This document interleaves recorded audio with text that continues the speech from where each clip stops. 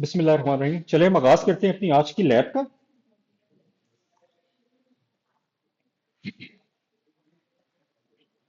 इस लैब में हम देखेंगे कि CI/CD की पाइपलाइन को हम कैसे बना सकते हैं। तो आप सब में से वो लोग हाथ खड़ा कर दे जिनको CI/CD का आइडिया है।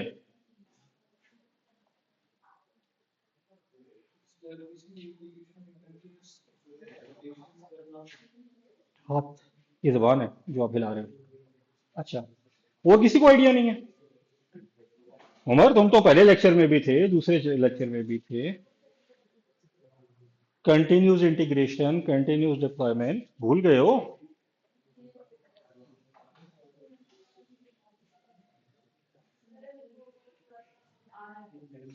आ रहा है, बुलवा लो।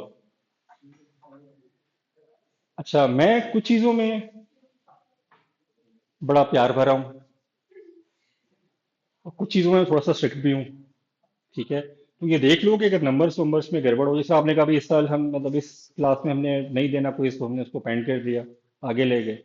बट जब क्विज हो जाएगा फिर कुछ चीज़ नहीं आएगी या आते आते रास्ते में रुक जाएगी, तो फिर प्रॉब्लम ना हो ना, फिर मैं वो वाली इंटरटेन रिक्वेस्ट नहीं करूंगा। फिर इसी तरह मैंने असाइनमेंट्स के वाले से कहा था कि हम एक एक्स्ट्रा असाइनमेंट दे देंगे आपको, तो जिसका कोई मसला है, अगर एक आध असाइनमेंट मिस हो भी जाती है तो हम उसको कैटर फॉर कर लेंगे। ठीक है ना? लेकिन एक के बाद जो आपकी बाकी असाइनमेंट्स हैं वो मिस होती हैं तो ऑटोमेटिकली मसला हो जाएगा एनीवे। क्योंकि अब ये चीजें अगर आप थोड़ा सा रिवाइज नहीं करोगे ना, तो देखो मैंने जो आज की चीज पढ़ानी है मैं आपको दोबारा CI/CD तो नहीं पढ़ाऊंगा ऑब्वियसली। ठीक है, हम प्रैक्टिकल चीजों पे काम करेंगे। तो ये इंग्लिश लिखी हुई है, इसको आप थोड़ा सा देख लेना, मैं आपको यहाँ ग्राफिक से समझाता हूँ। ठीक है। अच्छा, इंटीग्रेशन क्या होती है?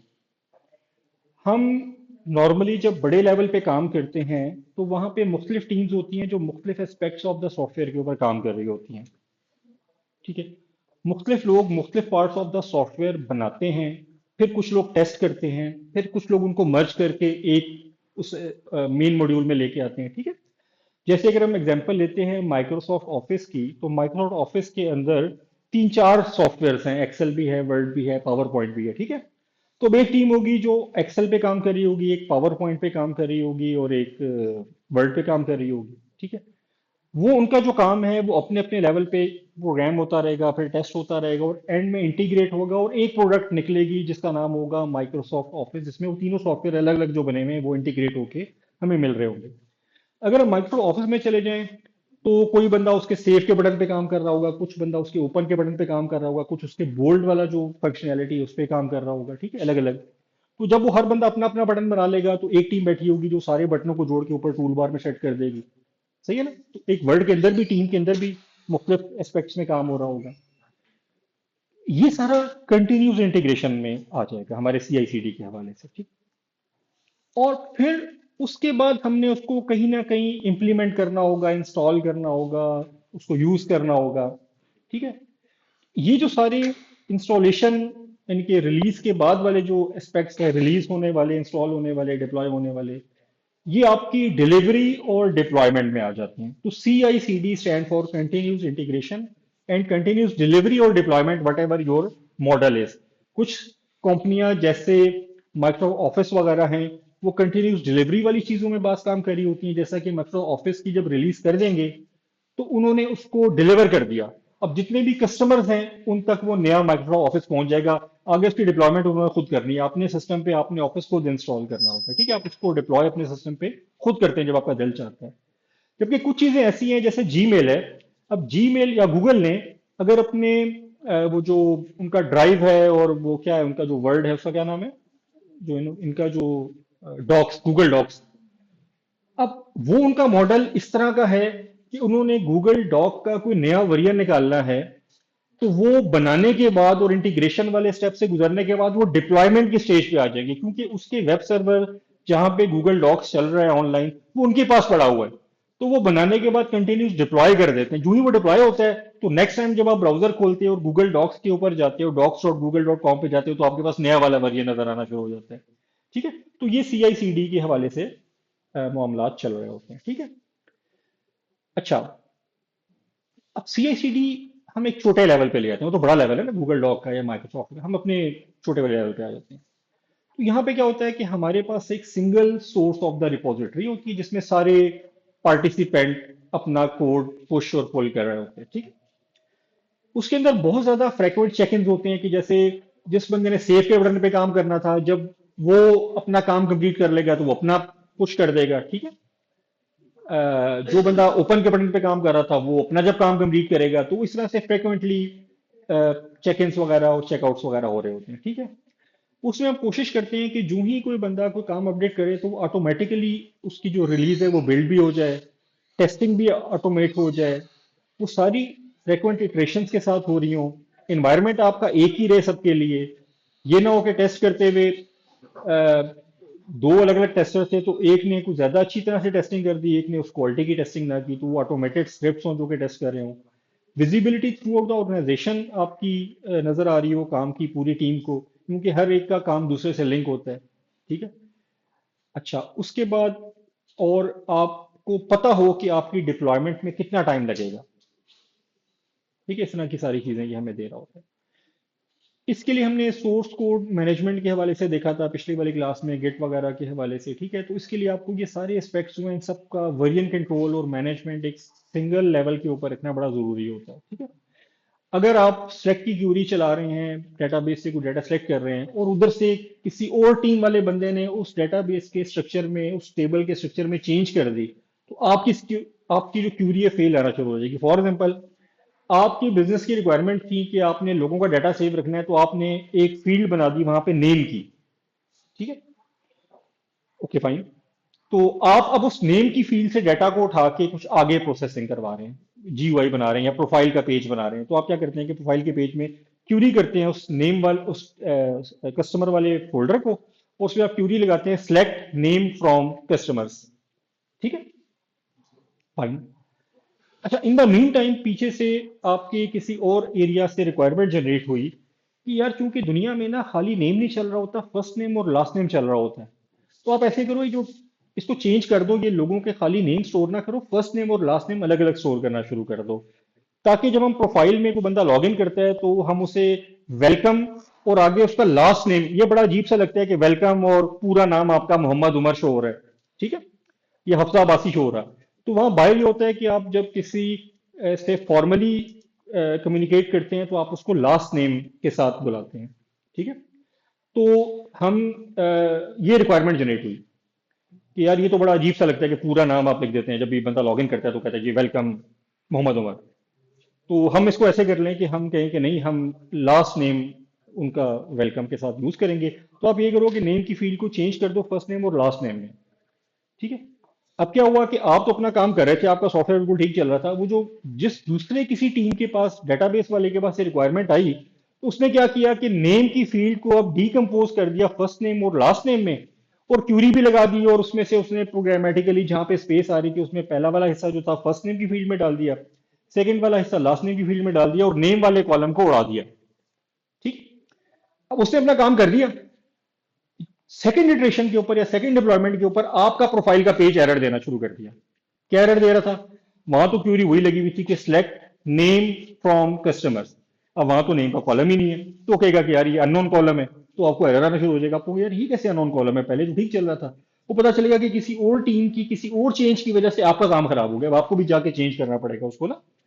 तो इस तरह से आपकी सारी जो है ना काम जो है, ये अगर आपका सिंगल रिपोजिटरी और इसकी विजिबिलिटी अक्रॉस द ऑर्गेनाइजेशन की एक टीम क्या काम कर रही है, उसका कहाँ कहाँ पे इम्पैक्ट आ रहा है, ये कैलकुलेट अगर नहीं हुआ होगा, तो ऑटोमेटिकली आपके सॉफ्टवेयर में ऐसे अनइनवाइटेड बग्स आते रहेंगे जो आपकी किसी एक चीज को इंप्रूव करने से किसी दूसरी चीज के अंदर आने वाले इश्यूज का सबब बन जाएंगे, ठीक है।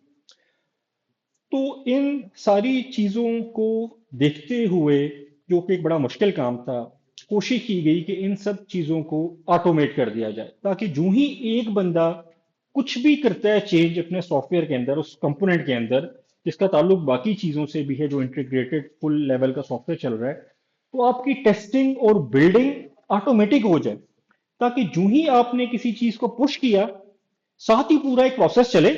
अगर एरर आ रहा है तो उसी टाइम नोटिफाई हो जाए, और किस किस एरिया में आ रहा है वो भी नोटिफाई हो जाए, ताकि अगर आपने फर्स्ट नेम और लास्ट नेम कर दिया था और आपने बिल्ड की, तो साथ ही प्रोफाइल वाले को एरर चला जाए कि भाई आपकी वो क्यूरी चलनी बंद हो गई है, क्योंकि जब जो ही वो डिकम्पाइल हुआ है तो वहां पे एरर आना शुरू हो गया कि name column does not exist. तो वो फिर देख लेगा कि अच्छा यार ये एरर क्यों आ रहा है, फिर उसके मुताबिक फौरन इससे चेंज जाएगा, बजाय इससे कि वन फाइन मॉर्निंग उसको पता चले कि तो प्रोफाइल का पेज चलना ही बंद हो गया। ठीक है। तो ये सारी थ्योरीज जो हैं आपके क्विज में आपको बड़ा काम आ सकती हैं, लैब वाले में। तो आप इनको आराम से पढ़ लीजिएगा, इसमें ये सारी तारीफें लिखी हैं कि इससे बड़ा फायदा होता है, मैक्सिमम विजिबिलिटी मिल जाती है आपको, कोड इंटीग्रेशन आसान हो जाती है, आपकी प्रिडिक्टेबल डिप्लॉयमेंट होती है, और अगर कोई इशू आ रहा हो तो प्रिडिक्टेबल इश्यूज का जो रेक्टिफिकेशन का टाइम है वो भी आपको नजर आना शुरू हो जाता है। ठीक है। इस काम को हल करवाता है गिट अब एक्शंस। गिटहब एक्शन एक ऐसा उन्होंने एक सोल्यूशन दिया आपको इस चीज का, कि जो इस सारे मामलात को आपके लिए या आपकी टीम के लिए आसान बना रहा होता है। ठीक है। गिटहब एक्शन एक्चुअली वही CI/CD का प्लेटफॉर्म है, जो कि आपके जो डेवलपर हैं, जो कि किसी रिपोजिटरी पे मिलकर काम कर रहे होते हैं, उन्हें कुछ एक्शंस और कुछ वेज प्रोवाइड करता है, जिसके थ्रू अपनी CI और CD को ऑटोमेट कर सकते हैं। ठीक है। अच्छा, ये काम करते हैं कुछ एस्पेक्ट्स में, कि इसके अंदर जितनी कॉन्फ़िगरेशन होती है वो आप YAML एक स्टैंडर्ड फॉर्मेट है। ठीक है। येट अनदर, कौन सी लैंग्वेज, एम से कुछ markup language, yet another markup language. ठीक है। तो ये YAML का एक फॉर्मेट है, उसके अंदर काम कर रहा होता है ये जो आपका गिटहब एक्शंस है। ठीक है। तो इसके अंदर आप क्या करते हो, आप इसके अंदर ना कुछ वर्क फ्लोज डिफाइन कर देते हो, कहते हो यार ये एक मेरा वर्क फ्लो है। ठीक है। उसकी एक प्रॉपर आप किसी जगह पे जाके कोडिंग के थ्रू YAML के अंदर आप बताते हो कि मेरा एक वर्क फ्लो है। उस वर्क फ्लो को फिर आप अपना वो जो भी आपकी रिपोजिटरी है उसके अंदर एक डॉट गिटहब का फोल्डर बनाते हो, उसके अंदर एक वर्क फ्लोज का फोल्डर बनाते हो, और उसके अंदर जाके आप उस YAML फाइल को सेव कर देते हो। ठीक है। उसके अंदर आप मल्टीपल वर्क फ्लोज भी बना सकते हो मल्टीपल कामों के लिए। ठीक है। ये अब आपकी डिपेंड करता है रिक्वायरमेंट्स के ऊपर। ठीक है। फॉर एग्जाम्पल आपको कि जब भी कोई पुल रिक्वेस्ट हो तो उसके ऊपर आपकी बिल्ड और टेस्ट हो जाए। ठीक है। या जब आपका बिल्ड और टेस्ट हो जाए तो एक और आप वर्कफ्लो बना लो कि ये आपकी ऑटोमेटिक टेस्टिंग का जो भी कोई वेब सर्वर है, चाहे वो क्लाउड पे है चाहे आपका इन हाउस है, वहां पे जाके डिप्लॉय भी हो जाए। ठीक है। अच्छा, उसके बाद आप कोई खास तरह का टेस्ट रन करना चाहते हो, वो आप करवा सकते हो। आप चाहते हो कि जो ही कोई कोड पुश होता है तो साथ ही एक जिप फाइल जनरेट हो जो कि किसी S3 की बकेट में जाके सेव हो जाए, ताकि आपका वो जो कोड का बैकअप है वो भी साथ साथ होना शुरू हो जाए। तो इस तरह करके आप बहुत सारे वर्कफ्लो बना सकते हो, that depends upon your requirement. ठीक है। अच्छा, वो जो वर्कफ्लो एक्टिविटी होती है वो किसी ना किसी इवेंट के अगर होने के ऊपर होगी आपकी रिपोजिटरी के अंदर। ठीक है। जब भी अ, कुछ खास तरह के एक्शंस आपकी रिपोजिटरी पे होते हैं तो वो कुछ ना कुछ स्टैंडर्ड इवेंट्स हैं इसके गिटहब के, जो कि ये हैं पुश है, पुल है, रिलीज है, लेबल है, इश्यूज है, माइलस्टोन है। ठीक है। ये सारे वो इवेंट्स हैं कि जब भी आपके गिटहब के ऊपर ये वाला एक्टिविटी होती है तो गिटहब उनको रिकॉर्ड करता है। आप चाहें तो इन इवेंट्स के ऊपर कोई वर्कफ्लो डिजाइन कर सकते हैं। ठीक है। और उस वर्कफ्लो को एग्जीक्यूट करवा सकते हैं इनमें से किसी भी इवेंट के अकर होने पे, जिसकी हमने एक सादा सी एग्जांपल ली कि मैं अगर चाहूं कि जब भी कोई बंदा कोड पुश करता है तो एक जिप फाइल जनरेट हो पूरे कोड की और वो जाके कहीं पे सेव हो जाए। ठीक है। ताकि उसी वक्त उसका बैकअप भी हो जाए। सही है ना। तो ये हम इसके पुश के इवेंट के ऊपर ये कोड लिखेंगे तो ये वाला काम करवा लेंगे। सही है। ये सिर्फ आप ट्रिगर देखें। अच्छा, फिर ये जो आपका वर्क फ्लो होता है ना, इसके अंदर एक तो चीज आ गई इवेंट के, इस वर्क फ्लो ने किस इवेंट पे चलना है। अगली चीज आ गई कुछ जॉब्स। अब इस वर्क फ्लो ने कुछ एक्शंस भी करने होंगे, जैसे कि उसने एक जिप फाइल बनानी है, पहला एक्शन। और फिर उसको कहीं पे मूव भी करना है, कहीं कॉपी भी करना है किसी स्टोरेज के ऊपर, तो ये दूसरा एक्शन हो गया। तो अब क्या होगा कि इस गिटहब में आप एक वर्कफ्लो बना दिया जिसमें जब भी पुश का इवेंट अगर हुआ आपकी रिपोजिटरी पे तो उसने जिप किया सारी फाइलों को और उनको कॉपी कर दिया किसी XYZ एरिया पे। ठीक है। किसी मतलब S3 की बकेट पे या आपकी हार्ड डिस्क के ऊपर किसी जगह पे, इस तरह से। ठीक है। तो इस तरह से ना ये सारे काम चल रहे होते हैं। इसके आगे यहाँ पे एक सैंपल वो भी दिया हुआ है जॉब के बारे में कि अच्छा, इसके अंदर आप ना कर सकते हैं कि एक जॉब जो हमने बताई, जैसे ये कॉपी हो जाए, ये हो जाए। अब आप देखें कि अगर तो आपने जॉब्स को ऐसे ही मेंशन कर दिया, जैसे अभी हमने एग्जांपल दी, तो क्या होगा कि आपने जिप का एक इवेंट बनाया कि जो फाइलों को जिप या आर ए आर विन रार के थ्रू या जी जिप कर रहा हो, और साथ कॉपी का लगाया। तो अब ये जो गिटहब है ना, ये तो इन दोनों को इकट्ठा एग्जीक्यूट करवा देगा। अभी जिप हो भी रही होगी तो वो कॉपी की कमांड भी चला देगा। तो ये तो काम ठीक नहीं है। क्यों ठीक नहीं है? क्योंकि जाहिर है कि वो अभी तो आपकी जिप फाइल बनी नहीं है। तो ये तो काम तरतीब से होना चाहिए कि सबसे पहले तो जिप फाइल कंप्लीट हो, और कंप्लीट होने के बाद फिर वो कॉपी हो। इसके लिए फिर आप डिपेंडेंसीज बता देते हैं। ये डिपेंडेंसीज जो है ना, इसकी पांचवी छठी लाइन में नीड्स के अगेंस्ट मेंशन हो रही है कि देखो, नीड्स में बिल्ड एक नाम है आपकी जॉब का, और वो चाहती है, या उसकी डिपेंडेंसी है डेवलपमेंट पे। तो जब डेवलपमेंट वाला काम होगा तो बिल्ड वाला काम होगा। ठीक है। इसी तरह अगर हमने वहां पे दो जॉब्स बनाई, एक का नाम था जिप और एक का नाम था कॉपी, तो कॉपी वाली कमांड में हम डिपेंडेंसी डाल देंगे कि ये डिपेंड कर रही है जिप वाली जॉब के ऊपर। अब क्या होगा कि पहले वो सिस्टम आपका जिप वाली जॉब को एग्जीक्यूट करेगा। जब वो जॉब कंप्लीट हो जाएगी तो फिर वो कॉपी वाली जो जॉब है वो रन करेगी। तो वो फिर आपका जो कंप्लीटेड जिप फाइल है उसको वो आगे भिजवा देगी। ठीक है। तो ये डिपेंडेंसी जो है ये आपकी जॉब्स के अंदर आप मेंशन कर सकते हैं इस तरह से। अच्छा, उसके बाद ये आपको तीन तरह के रनर्स भी प्रोवाइड करता है, वो सारी टेस्टिंग और उन चीज़ों के लिए, जो कि विंडोज है, युबंटू है और मैक ओएस है, जो सबसे ज़्यादा इसके मशहूर और वो चल रहे होते हैं। ठीक है। तो अब आपको पता होगा कि आपका सिस्टम जो है वो किस रनर के ऊपर एक्चुअली एग्जीक्यूट होना है। ठीक है। तो आप यहाँ पे रनर मेंशन कर देंगे तो एक्चुअली आप ये समझ लें कि उस एनवायरनमेंट में आपका वो पूरा जॉब या पूरा वर्क फ्लो रन करेगा, जो कि आपने वहां पे मेंशन की होगी इस रन्स ऑन के अगेंस्ट। तो इसके अंदर आप यूबंटू लेटेस्ट दे सकते हैं, विंडोज लेटेस्ट दे सकते हैं, मैक ओएस लेटेस्ट दे सकते हैं। ठीक है। ये एक डेमो वर्कफ्लो सा मतलब वही वाला बना हुआ है, तो ये आप देख लीजिएगा। हम बजाय टाइम ज़ाया करने के, हम कोशिश करते हैं कि इलामा इकबाल बन जाए। तो इलामा इकबाल ने क्या काम किया था, एक बड़ा मशहूर है उनके बारे में, है। सोचा था पाकिस्तान के बारे में, ये वो किया था। एक और बड़ा इंपॉर्टेंट काम किया था जो बड़ा मशहूर है, वो था कि सोए हुए मुसलमानों को ख्वाब गफलत से जगाने की कोशिश की थी। ठीक है। तो ये भाई पता नहीं हमारी क्लास के हैं कि नहीं है, लेकिन ये भी सोए हुए एक मुसलमान हैं। हम कोशिश करते हैं कि ये जाग जाएं और काम की चीज को थोड़ा सा ऑब्जर्व कर लें। ये ना हो कि कहीं जो है ना, शुक्रिया आपका, आपने मुझे लामा इकबाल बनने का वो प्रोवाइड किया चेकअप। ठीक है। तो हम देखेंगे गिटहब एक्शंस कैसे काम करते हैं। तो आप सब लोगों ने लॉगिन किया हुआ है अपने गिटहब के अकाउंट में?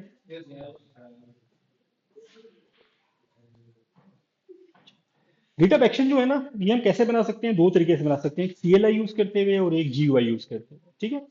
जो गिटहब कितनी यूआई है उसको यूज करते हैं। तो अब हम ऐसे करते हैं कि अपने गिटहब के अकाउंट में चले जाते हैं, जो कि सब आप लोग जा चुके हैं। इसमें आपको ऊपर एक बटन नजर आ रहा होगा, अपनी किसी रिपोजिटरी वगैरह पे चले जाएं। वहां पे कोई रिपोजिटरी बनी हुई है, नहीं बनी तो दोबारा बना लें। ठीक है। तो अपनी रिपोजिटरी एक उसके अंदर नई बना के ना, एक नई रेपो बना के आप इस एक्शन वाले पॉइंट पे आ जाएं। ये ऊपर बटन नजर आ रहा होगा आपको एक्शन का, तो आप लोग सबके सब यहाँ पहुंच जाएं। अच्छा, इसकी भी आप लोगों ने ना डॉक्यूमेंटेशन उसी तरह से मेंटेन कर लेनी है जैसे पिछली क्लास में की थी, कि आपने उसके स्क्रीनशॉट्स वगैरह साथ साथ लेते रहे ना।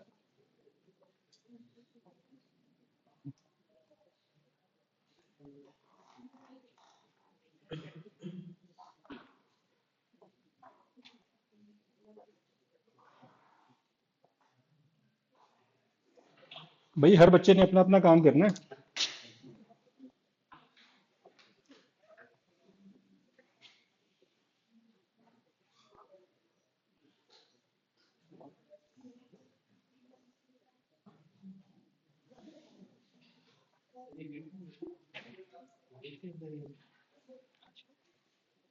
आप लॉगिन करेंगे तो पता नहीं चलेगा। गिटहब की यूआई पे लॉगिन करें वेब के ऊपर। हाँ बेटा, क्या मसला आ रहा है? जल्दी करो ना। तब से बैठे हुए मैंने कहा भी था सारे गिटहब लॉगिन कर लेंगे, तुमने लॉगिन भी नहीं किया होगा। हिलो ना, चेक करो कहाँ है सर, किसी और लैब पे बैठे होंगे, गपशप लगा रहे होंगे।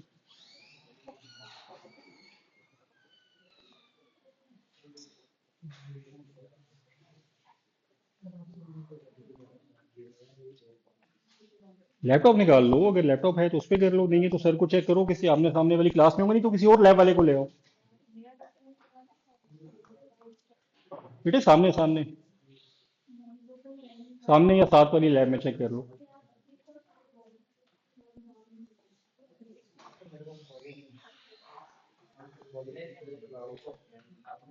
बहुत से बच्चे लैब में नए हैं तो उनको पता होगा, जो पुराने वाले हैं, कि मैं हर बच्चे को इंश्योर करता हूँ कि उसने काम किया हुआ हो। जब मैं यहाँ खड़ा हुआ इतनी मेहनत कर रहा हूँ तो आप लोगों से भी मैं जरूर ये एक्सपेक्ट करूंगा कि आप लोग भी पूरा पूरा काम कर रहे हैं।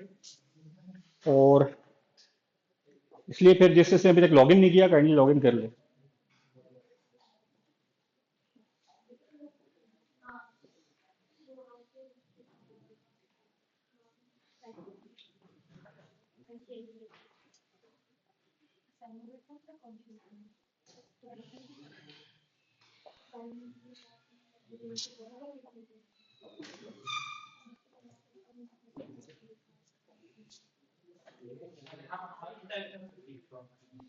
जी,